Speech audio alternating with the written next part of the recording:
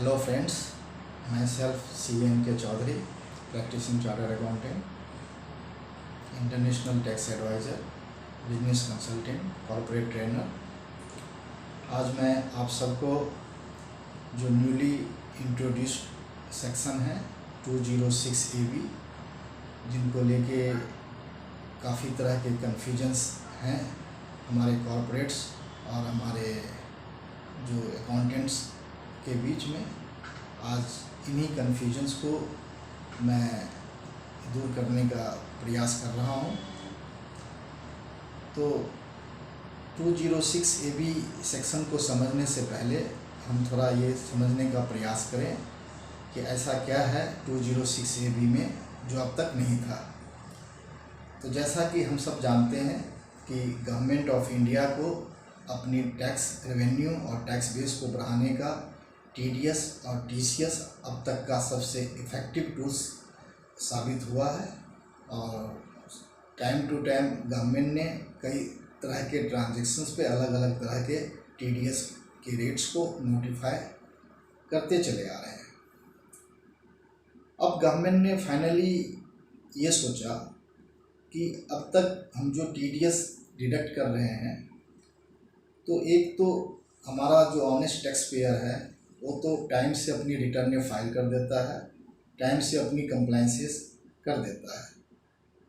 साथ में ये ऑब्जर्व किया गया कि हमारे कई ऐसे नॉन फाइलर्स हैं जिनके ट्रांजैक्शंस पे TDS डिडक्ट होने के बावजूद भी वो अपनी रिटर्न फाइल नहीं करते हैं। तो गवर्नमेंट का इंटेंशन ऐसे नॉन फाइलर को टैक्स के दायरे में लाने का है, और दूसरा, अगर वो टैक्स के दायरे में नहीं आ पा रहे हैं वॉलंटरीली, तो government as a penalty measure उनके TDS को रेट्स को डबल करने का प्रावधान यही सेक्शन 206 AB के माध्यम से करने का प्रयास किया है। तो सबसे पहले हमें ये जानने की कोशिश है कि 206 AB जो सेक्शन है, हम इस सेक्शन को we can read it with section 206 CA जो TCS के लिए एप्लीकेबल है। यहाँ पे सिर्फ सेक्शन का नाम अलग अलग है, लेकिन दोनों के प्रोविजंस, दोनों के कंडीशंस सिमिलर हैं TDS और TCS में। और इन सेक्शन को एक ओवरराइडिंग इफेक्ट भी दिया गया है ओवर द एग्जिस्टिंग जो भी सेक्शंस TDS से और TCS से रिलेटेड है। तो ये सेक्शन उन्हीं के ऊपर एप्लीकेबल होगा जो नॉन फाइलर ऑफ रिटर्न्स हैं। और नॉन फाइलर ऑफ जो रिटर्न्स हैं उनमें भी कुछ सेक्शंस के ऊपर ये एप्लीकेबल नहीं होगा, जैसा कि जो सैलरी से रिलेटेड हैं या जिनका प्रोविडेंट फंड में कोई एक्यूमुलेटेड बैलेंस को विड्रॉ कर रहे हैं, या किसी को कोई प्राइज मनी कहीं पे मिलता है, तो ऐसे लोगों को इस सेक्शंस के दायरे के बाहर रखा गया है। तो इस सेक्शन में सिर्फ उन्हीं को रखा गया है जो अपनी रिटर्न फाइल नहीं करते हैं।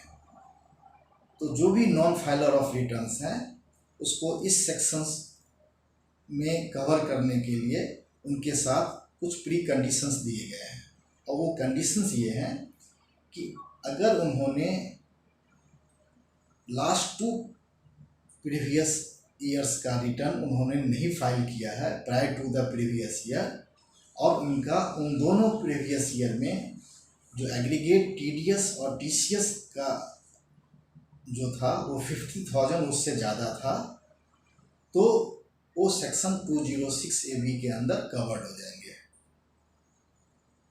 सो मीनिंग देयर बाय कि अगर अभी आपका करंट फाइनेंशियल ईयर 21-22 चल रहा है और इससे इमीडिएट जो प्रीवियस फाइनेंशियल ईयर था वो 2021 है, जिनकी रिटर्न्स अभी ड्यू हैं या इनकी रिटर्न से अभी फाइल हो रही है, तो 2021 को भी छोड़ के उससे पहले के जो 2 प्रीवियस ईयर्स थे 18-19 और 19-20, जिनकी रिटर्न्स की फाइलिंग कंप्लीट हो चुकी है, जिन्होंने फाइल करना था वो फाइल किए, जिन्होंने फाइल नहीं करना था उन्होंने फाइल नहीं किए, तो आपको इस सेक्शन की एप्लीकेबिलिटी को एग्जामिन करने के लिए आपको पिछले 2 फाइनेंशियल ईयर, जो फाइनेंशियल ईयर 18, 19 और 19-20 में आपको ये चेक करने हैं कि आपके जो डिडक्टी हैं उन्होंने इन दोनों फाइनेंशियल ईयर में अपनी रिटर्न फाइल करी है या नहीं। और अगर उन्होंने अपनी रिटर्न फाइल नहीं करी है तो फर्दर आपको ये भी चेक करना है कि क्या इन दोनों फाइनेंशियल ईयर में किसी भी एक फाइनेंशियल ईयर में उनकी जो TDS और TCS का जो एग्रीगेट डिडक्शन है वो 50,000 और उससे ज़्यादा होना चाहिए। अगर ये कंडीशंस फुलफिल होते हैं तो उस डिडक्टी के ऊपर ये सेक्शन 206AB अप्लीकेबल हो जाएगा, और अगर वो TCS में है तो 206CCA अप्लीकेबल होगा। तो ये तो बात रही कि ये सेक्शन अप्लीकेबल किन के ऊपर होगा और कैसे अप्लीकेबल होगा। अब हम ये जानने का प्रयास करें कि अगर ये सेक्शन अप्लीकेबल हो जाता है तो ऐसे लोगों के लिए क्या TDS का रेट होगा। तो अभी तक जो भी TDS का रेट अलग अलग ट्रांजेक्शन्स के ऊपर हैं वो TDS के rate as it is applicable होंगे, और वो जो नॉर्मल टैक्स पेयर हैं जो अपनी रिटर्न टाइम से फाइल करते हैं, लॉ की कंप्लायंसेस करते हैं, उनके ऊपर जो वही प्रिवेलिंग TDS रेट है वो अप्लीकेबल रहेंगे। तो अगर हम कुल मिला के देखें तो अब TDS की रेट को अप्लाई करने के लिए हमें अपने डिडक्टिव को 2 भागों में डिवाइड करके देखना पड़ेगा। एक डिडक्टिव वो होंगे जो अपनी रिटर्न टाइम से फाइल करते हैं और लॉ की कंप्लायंस करते हैं। दूसरे डिडक्टिव वो हैं जो अपनी रिटर्न फाइल नहीं करते हैं और लॉ की कंप्लायंस नहीं करते हैं। तो पहले वाले केस में तो कोई प्रॉब्लम नहीं है, उनकी TDS जैसे आप डिडक्ट करते थे वैसे कंटिन्यू करते रहेंगे। ये सेक्शन डील करता है दूसरे तरह के डिडक्टिव के लेके जो अपनी रिटर्न टाइम से फाइल नहीं कर रहे थे। अब ये पता लगाना भी कंप्लायंस के पॉइंट ऑफ व्यू से थोड़ा सा डिफ़िकल्ट टास्क है कि हम इतने सारे डिडक्टिव में कैसे फाइंड आउट करें कि हमारे कौन से डिडक्टिव हैं जिन्होंने लास्ट 2 ईयर्स की रिटर्न फाइल नहीं करी है, और फाइल करी है तो उनका उन ईयर्स में एग्रीगेट डिडक्शन 50,000 और उससे ज़्यादा रहा हो। तो अभी तक तो कुछ हमारे जो डिडक्टर्स थे, कॉर्पोरेट्स थे, वो एक डिक्लेरेशन ले रहे थे कि अपने अपने डिडक्टी से कि आप ये डिक्लेरेशन दो कि क्या आपने लास्ट 2 प्रीवियस ईयर्स की रिटर्न आपने फाइल करी है या नहीं करी है, और फाइल करी है तो आप हमें उसकी विद एक्नॉलेजमेंट नंबर हमें अपनी डिटेल्स सबमिट करें ताकि हम आगे की जो कंप्लायंस है वो हम उसके अकॉर्डिंग कर सकें। तो गवर्नमेंट ने इस प्रोविजंस के कंप्लायंस को ईज करने के लिए अपनी एक यूटिलिटी भी प्रोवाइड कर दिया है। अब उस यूटिलिटी के माध्यम से आपके जो भी डिडक्टी हैं आप उसमें अपना उनका पैन नंबर डाल के आप ये चेक कर पाएंगे कि उन्होंने उन 2 सालों की रिटर्न फाइल करी है या नहीं करी है। तो एक तरह से आपके लिए अब ईजियर हो गया कि ये डिडक्टी पे 206AB अप्लीकेबल होगा या नहीं होगा। अब अगर हम देखें कि 206AB अगर अप्लीकेबल होता है तो इससे क्या नुकसान है। इससे एक बड़ा नुकसान ऐसे नॉन फाइलर्स के लिए है कि उनको जो अभी एग्जिस्टिंग जो TDS रेट अप्लीकेबल था उसका double of the prevailing rate applicable होगा और 5% whichever is higher. Meaning thereby अगर आपके पास कोई रेजिडेंट इंडिविजुअल कॉन्ट्रैक्टर है जिनका प्रिवेलिंग TDS रेट 1% है, अगर उन्होंने अपनी ITR नहीं फाइल करी है पिछले 2 सालों की और उन पिछले 2 सालों में किसी भी एक ईयर में अगर उनका एग्रीगेट TDS 50,000 उससे ज़्यादा रहा हो तो उनके लिए जो TDS का रेट होगा वो 2% माना जाएगा। 1% की जगह 2% माना जाएगा और 5% विच एवर इज हायर। तो इन दोनों में 5% हायर अमाउंट दिखता है तो इनको 5% अमाउंट अप्लीकेबल होगा। इसी सेक्शन को हम एक दूसरे इलिस्ट्रेशन के माध्यम से समझने का प्रयास करते हैं। अगर आपके पास कोई भी टेक्निकल या प्रोफेशनल कंसल्टेंट है जिनका कि प्रिवेलिंग TDS रेट 10% होता है। और अगर ये 206AB के अंदर कवर होते हैं, मतलब अगर उन्होंने अपनी रिटर्न नहीं फाइल करी है, तो इनका जो TDS का रेट है वो डबल रेट हो जाएगा, 10% की जगह 20% हो जाएगा, और 5% whichever is higher, तो ये 20% का रेट अप्लाई होगा उनके केस में।